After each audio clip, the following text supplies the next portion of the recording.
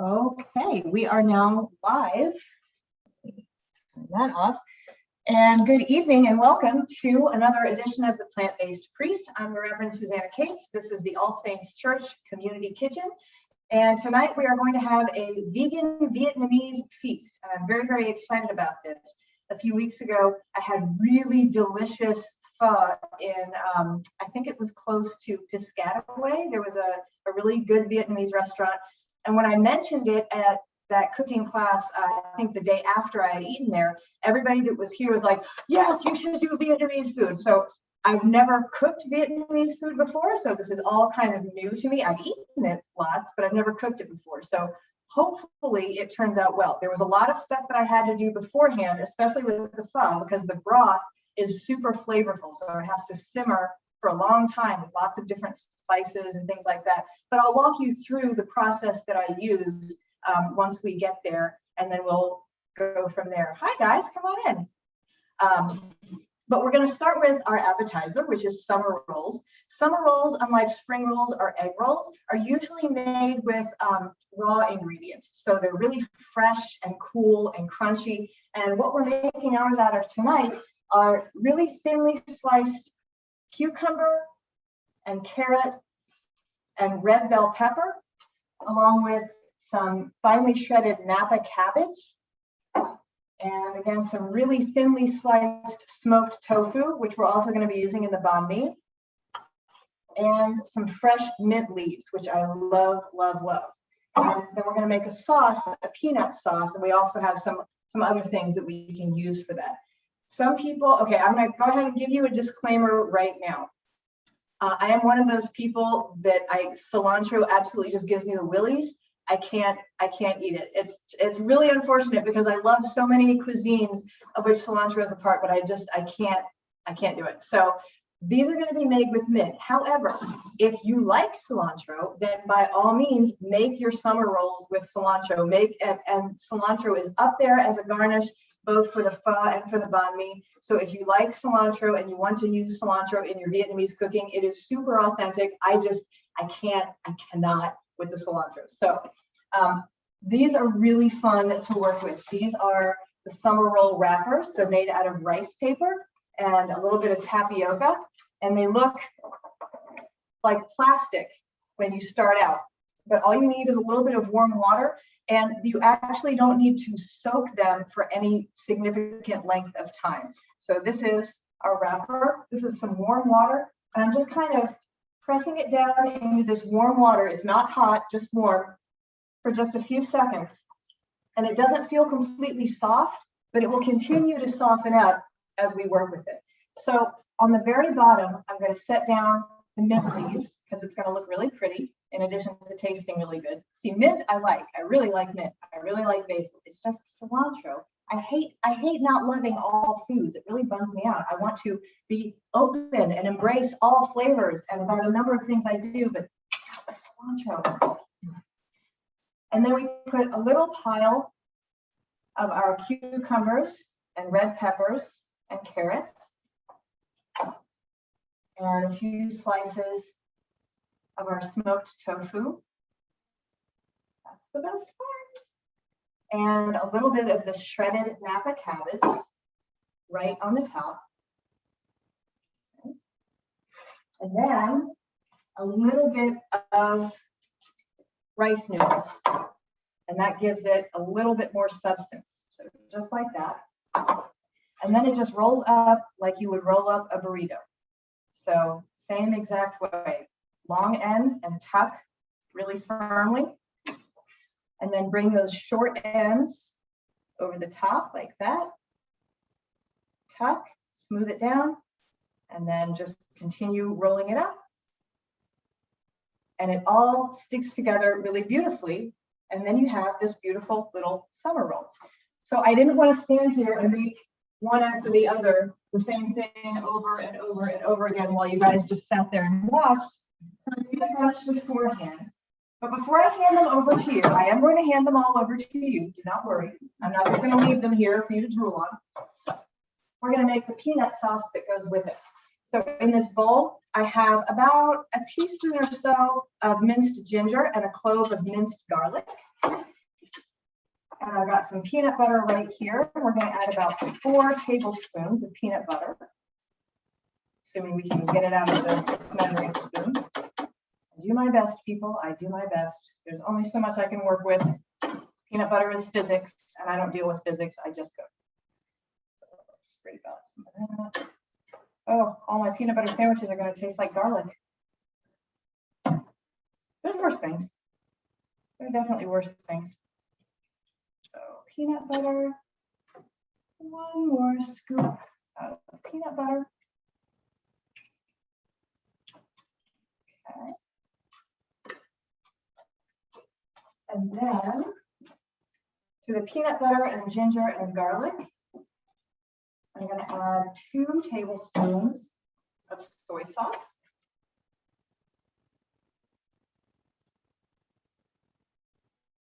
Measuring by eye, which is never a good idea. But I've been doing this a while, it's fine. And then a little bit of rice vinegar. And that gives it a really nice tart flavor and sets off kind of the creaminess of the peanut butter and the crispiness that we'll find in the summer roll itself. And then about a tablespoon of sesame oil, which goes really nicely with the peanut flavor. And using a fork, you can also use a whisk. If you like your sauces to be super, super smooth, you could use, I guess, one of those little immersion blenders. I love those myself. And you can also use creamy peanut butter if you like. I am a crunchy peanut butter person. I like texture in my food, so I always use crunchy, and that's what I had on hand. But you can also use creamy if you don't like the texture of crunchy peanut butter. I wish they didn't call crunchy peanut butter chunky peanut butter. It just does not sound as appealing that way to me for some reason. Okay. Last thing we're going to add is some lime juice, because in addition to the acidity of the vinegar, this is going to give it a really bright citrus note. It's going to be wonderful. Love that. And is everybody okay with spicy food? Because tonight is a spicy night, just so you know. We can back off. There are options for people who don't love spicy. You look a little doubtful, the front row here. Okay. So the last thing I'm going to add to this is a little bit of sriracha. Not much. It's not nearly as hot as the jalapenos we're going to encounter later on. And so here we've got peanut butter, the ginger, the garlic, a little bit of soy, a little bit of rice vinegar, lime juice, sesame oil, and that little bit of sriracha just to make things interesting. And this is a really traditional dipping sauce for the summer rolls. And some people will even add it to their pho, but I love it on these summer rolls. So let me get a spoon for you guys so you can deal with that. Oh, that's so good. Ooh. Got it. And here are some plates.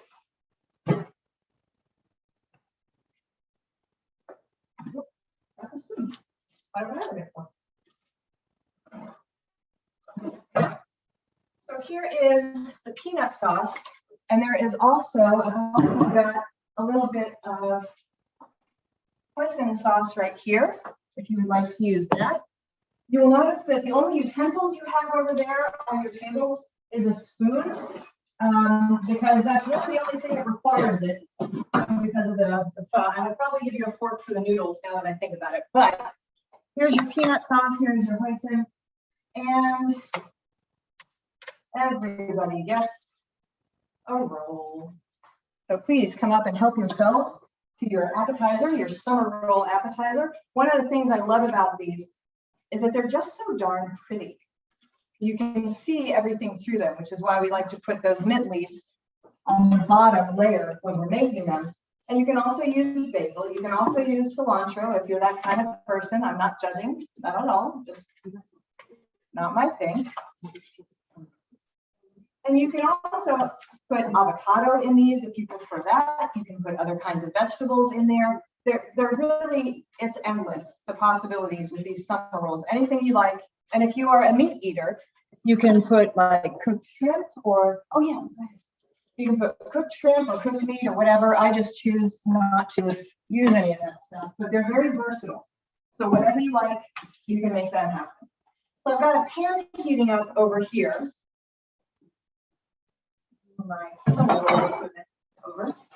I've got a pan heating up on low heat over here. The next thing we're going to deal with is our pho. So pho is like a noodle soup with all kinds of different things in it.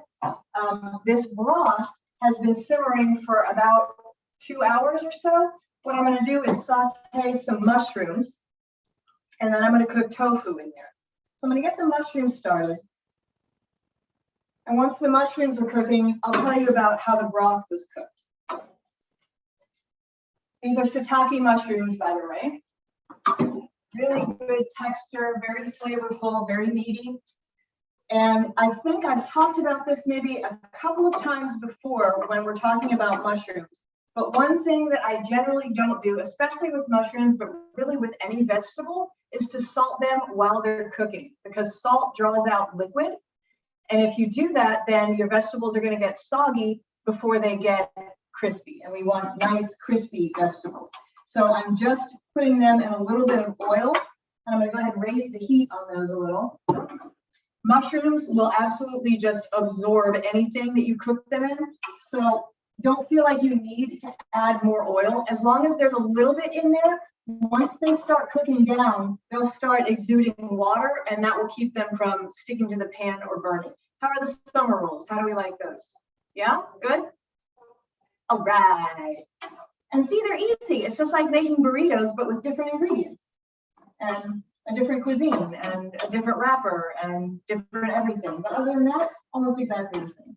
But they're really very simple to make, and you don't have to cook anything, which is really nice.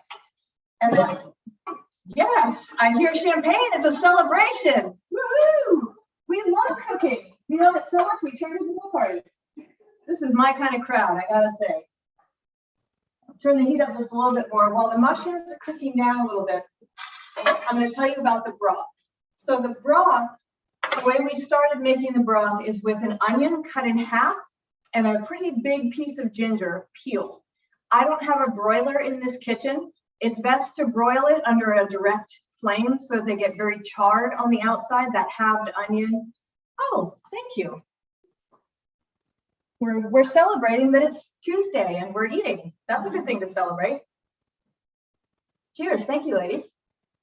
And then the piece of ginger, you char those under a broiler until they get really nice and dark. You don't want to burn them, but just really start to bring the flavors out to the surface. I didn't have a broiler tonight, so what I used instead was a cast iron pan, and that worked pretty well. So just charred them on all the sides. While that was doing what it was doing, in the saucepan, what I did was saute or just kind of toast in the bottom of a dry pan some star anise. Have you ever seen those? Okay, it's a kind of spice, and it looks like a little brown star. It's got a very distinct flavor. So star anise, coriander seeds, cinnamon sticks, and cloves.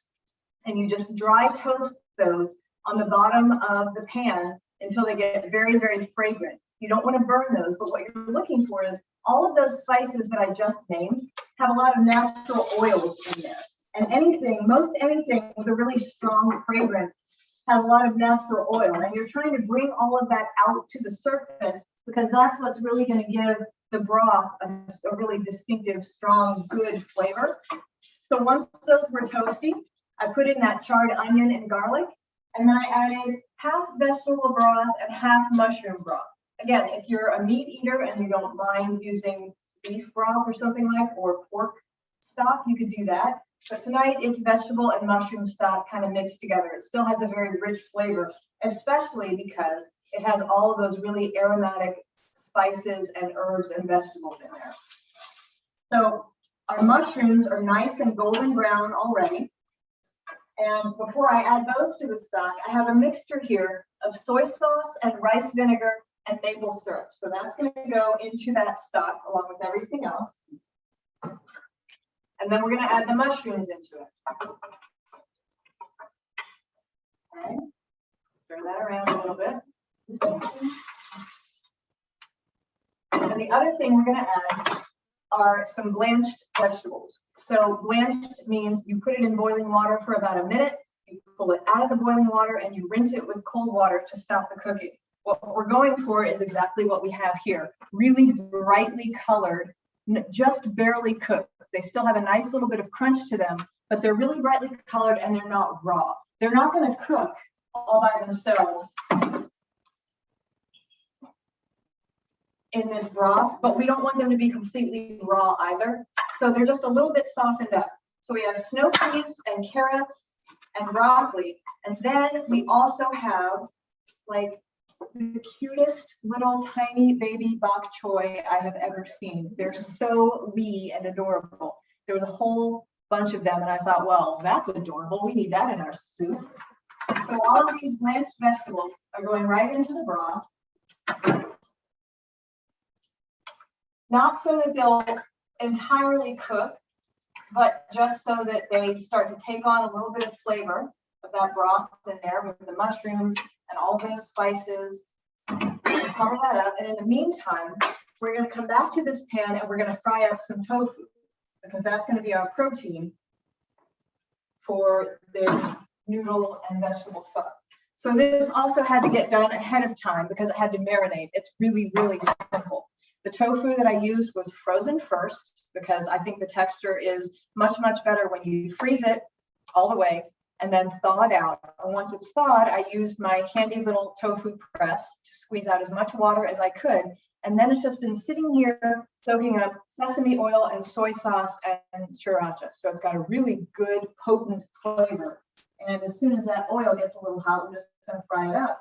And then we're going to have these noodles. It's going to be wonderful. So it's cut pretty substantially. It's a pound block of tofu cut into about 16 pieces. Tofu has lots and lots of protein. One of these days, I'm just going to tell one of you to dial 911 and wait. Because as accident prone as I am, it really is kind of a miracle. Thank you. That I have not been seriously injured yet. Watch. I just hurt myself. So the tofu is in the pan, and we're just going to fry it up a little bit here. Tofu is not like raw meat or something where you have to cook it a certain way so that it's not dangerous. You can eat tofu raw. My oldest niece loved when she was a toddler. My sister would cut up like blocks of tofu for her, and she would just eat it plain raw, which I thought was, I don't do that. I've got to cook it a certain way. But the good thing is, my point being, you don't have to cook it in a certain way so that you don't die, unlike chicken or pork or some other kinds of food that has to be cooked a certain way. If you like it cooked a certain way or crispy or whatever, then yeah, you want to pay a little bit more attention to the way that you're cooking it. But the good thing is, if you don't cook it all the way through, it's not going to hurt you. Some other meat substitutes are not like that. I know that like the Beyond and Impossible meat, you do have to cook that all the way through. For one thing, it tastes and feels really gross if you don't. And for another thing, highly processed food of any kind tends to be a little bit more risky than, you know, the closer you get to the original product, the healthier it is for you. Or so they say. I've had pretty good luck so far, so I'm not gonna risk it.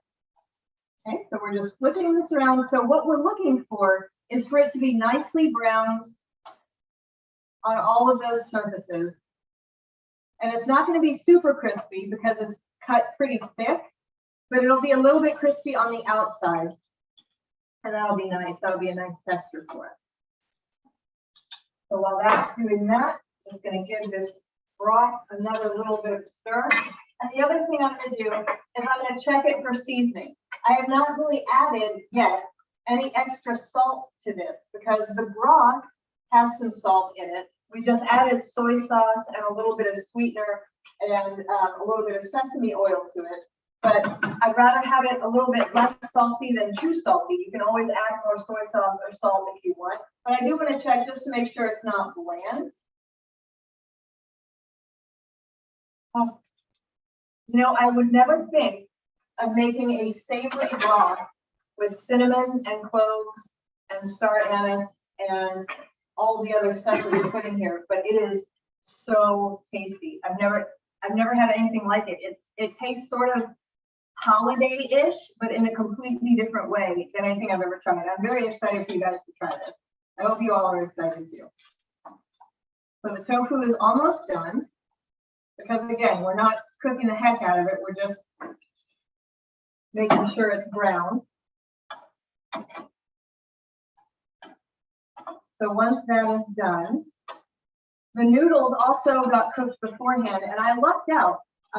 Usually I go to the Asian market on 22 West, but for the ingredients we're using today, I went to Gold Valley Supermarket, which is in Springfield, I think, on Morris Avenue, and they had these noodles that are pretty much, they're in the refrigerated section. They're pretty much already cooked. So all you have to do is kind of just dip them into boiling water for about 15 or 20 seconds, and then that's it. And then you toss them with a little bit of sesame oil so they don't stick together, and you can make your summer rolls out of them, or you can make pho out of them. I have some extra, so I'm probably going to do a big old stir fry tomorrow, which is my favorite thing to do when I'm feeling lazy.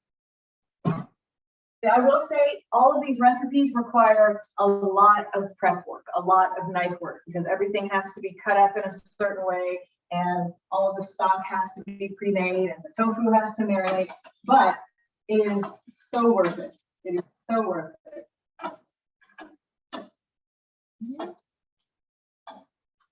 So the tofu is just about done, which means our pho is just about done. Am I pronouncing that right, by the way? Does anybody know whether I'm pronouncing? Okay.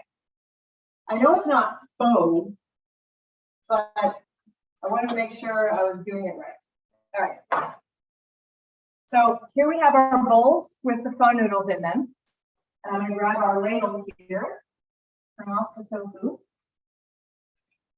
So we're going to get a little bit of everything in here. I strained out as much as I could of the little spices like the coriander seeds and the cloves and the star anise and the cinnamon sticks. I might not have gotten them all, but they're cooked, so it'll just taste weird, but it won't break your teeth, I hope. So some broth with some vegetables on top of those noodles. And then a few pieces of the tofu on top. And then what we have over here, and I'll show the camera, we've got some mint, and we've got some cilantro, we've got some scallions, and some lime wedges. We have some bean sprouts. And we have, oh, right here. That was basil. I'm sorry. This is basil and this is mint. So when you grab your bowl of pho, that's for whoever wants it, you can then put on it any one or all of those garnishes and just go to town. And let me get forks for everybody as well. Here are some forks because there are some chunky pieces in there that you might want a fork for. So please come help yourselves.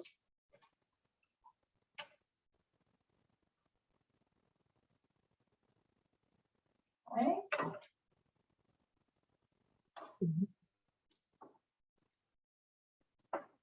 You know?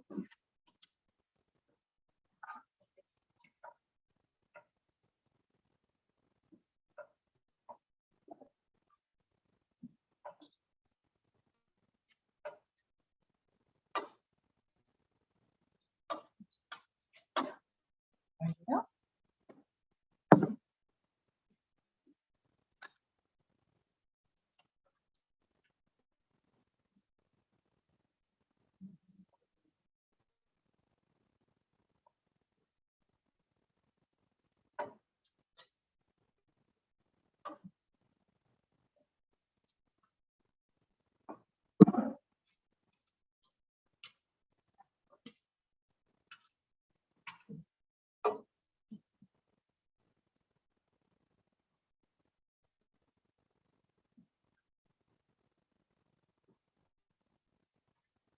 Oh, yeah, there are the cinnamon sticks hiding in the corner.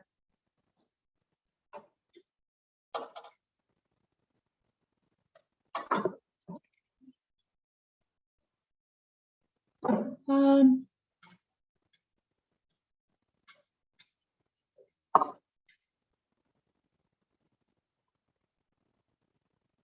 for the stray spices, guys. There are quite a few in there.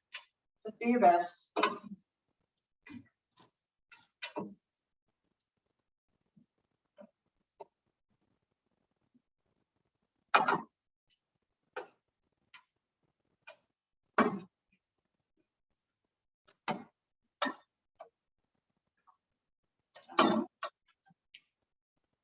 And there you are, ladies. I think that's everybody. I'm going to serve myself up a little bit to eat later. I love the vegetables best of all. How's the pho, guys? Oh, good. The secret's in the spices. I think that's true in this case. It really does make a big difference having those going on in there. And the mushrooms. Love mushrooms.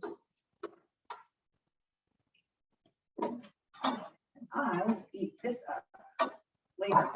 So the last thing we have are our banh mi sandwiches. So we have some baguette, the best of ShopRite's selection. Sorry, guys, but it's the best I could do on short notice. But it looks pretty good. We have some very thinly sliced cucumber right here. We have some quick pickled vegetables. So this is daikon radish and carrots and jalapeno.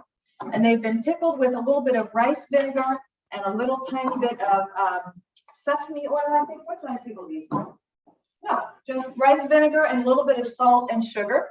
And jalapeno, the pickled stuff is pretty spicy, but it's not like unbearable or anything. We've got some more of that smoked tofu, but this has been drizzled with soy sauce and sesame oil, so it's been soaking up a little bit of extra flavor. And then we're going to make a spread with some vegan mayonnaise and some hoisin sauce and a couple of other things. So let's get to that spread first. Oh, do we need that? Okay. So vegan mayonnaise, mayonnaise in general, even before I was plant-based, is not my super favorite thing, but when it's blended with other stuff and in other stuff, I'm okay with it. But I know, like, no offense, but people who dip French fries in a mayonnaise, I just can't with all of that. I've seen it happen. I have friends that do it and I love them anyway, but I just think it's weird. But when it's blended with other stuff and on a sandwich with a lot of other very strong flavors, which this will be, I'm okay with it. And vegan mayonnaise is really not that much different from regular non-plant-based mayonnaise. So the recipe, I'm making a double recipe. Ordinarily it'd be 2 teaspoons and a 1/4 cup. This is 4 teaspoons of hoisin and a 1/2 cup of that vegan mayonnaise that we're using. Okay. Yeah.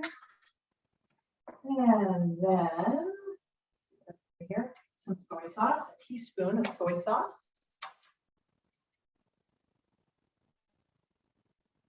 It's quiet, that means they're eating. So I'm hoping that means it's good. What do we think, y'all? Yes? Tofu's crispy-ish, at least? Yeah. Oh, good. Excellent. Yeah, mushy vegetables are not my thing. What's that? Yahoo! Okay, and then a teaspoon of, actually 2 of that, since we're doubling that recipe. Okay.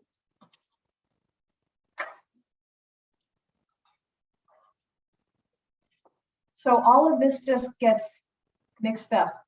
And this is that vegan mayonnaise, sriracha sauce, a little bit of hoisin sauce, soy sauce. We're just making a nice creamy spread for the inside of these baguette breads. Where did I put those plates? Where did I put them? So the first thing we're going to do for each one is grab one of these nice pieces of French baguette bread and spread the top and the bottom with some of the special mayonnaise that we made. And you can see it's a little goopier, which actually makes it easy because baguette, if it's made well, has all kinds of little nooks and crannies in there. So all of that sauce is soaking in really, really nicely, which is what we wanted. And just to make sure I'm doing it right. Okay, so very thinly sliced cucumber is one layer of that. And then we have one of these nicely marinated pieces of smoked tofu on top of that. But you could do this with cooked tofu as well, like the kind we just made, only sliced up a little bit differently.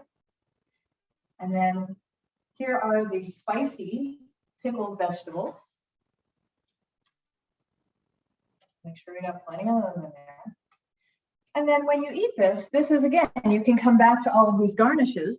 And if you want to put some scallions on there, if you want to put some extra jalapenos on there, which I would probably do with mine. We've got some extra sliced jalapenos up here. You can put more lime juice, any of those herbs, any of the bean sprouts. So whatever you like to put on those, that's what you do. And this one is really easy. And it's too bad it's fall, because I think this would have made a nicer, you can even take all this stuff on a picnic. Well, probably not the pho, but the sandwiches and the summer rolls, absolutely. This would be great summer food. But you know what? If you have the heat on in your house, you can have nice summer food and it doesn't matter. It doesn't matter. So I'm going to keep making these banh mi. I am trying to think of when our next class is going to be. And I was telling some of our new friends tonight, during the summer, it was a lot more regular because we weren't quite as busy with church stuff. Now that we're really busy with church stuff, my schedule is not quite as predictable as it used to be. So we haven't been doing classes on as regular a basis. But on November the 14th, which is a Sunday, please come get some of these sandwiches. Otherwise, you're not going to have any room up here. On Sunday, November the 14th, we're having, I'm going to do a special holiday. It's going to be called Healthy Holidays. And so we're going to be talking about some ways to cook for the holidays that are a little bit different, but still really delicious, hopefully like the way we cook for these Tuesday night classes. We're also going to be talking about stress and holiday stress and how even at the dinner table, there are some things that you can do to calm down and take a deep breath. And one of the things, I learned this fairly recently, and it's not, it was kind of surprising, but not shocking. The night where bars are the busiest. Do you know the night where bars are the busiest? Not New Year's Eve. That was my guess too. Thanksgiving Eve is the busiest night for bars in the United States because people have family coming in for Thanksgiving, probably more than any other holiday, and they are trying to forget about the fact that they have family coming in for the holiday. It is the busiest, yes, it is the busiest night in bars in the United States. It makes sense when you think about it, actually. So we're going to be talking about holiday stress and how we can cook and eat in ways that help reduce that, and how we can have maybe some stress management techniques when we're sitting down to our Thanksgiving or Christmas or other holiday dinners with our families that might allow us to take a deep breath and just kind of let things go. So chair yoga, we're going to talk about that. Some breathing techniques, we're going to talk about that. And of course, holiday food, we're going to talk about that a little bit, especially in the way of desserts, because it's really easy to get caught up in desserts and kind of lose your way with healthy eating. So that's going to be Sunday, November the 14th. It's free. I try and make all of our community wellness center offerings free because I know that we want to stay healthy, but we also don't want to be broke. And there will be food. It'll be probably like little bites of things rather than a full meal the way we do with our cooking class, depending on how many people show up. But you are all invited to be a part of that. So I'd love to have you there for that. I will put more information out about that on Facebook. Well, gosh, it's November, so soon. I will do all of that very soon. In the meantime, we're going to keep eating our food here. I know it was kind of a short class tonight, but there was so much that had to be pre-done that there wasn't that much left to do by the time we got here for class. But thank you for joining us just the same. Thank you for joining us in person. I'm not kicking you out. I just want to eat my food too. And since we're done more or less with all this, I'm going to shut down the video portion of our class. But have a wonderful night, everybody joining us online through Facebook or YouTube or Zoom. Remember, you were created by love for love. So please go out and be love. Have a wonderful night, wonderful week. And I'll see everybody hopefully either online or in person on the 14th. Good night, everybody. Ooh.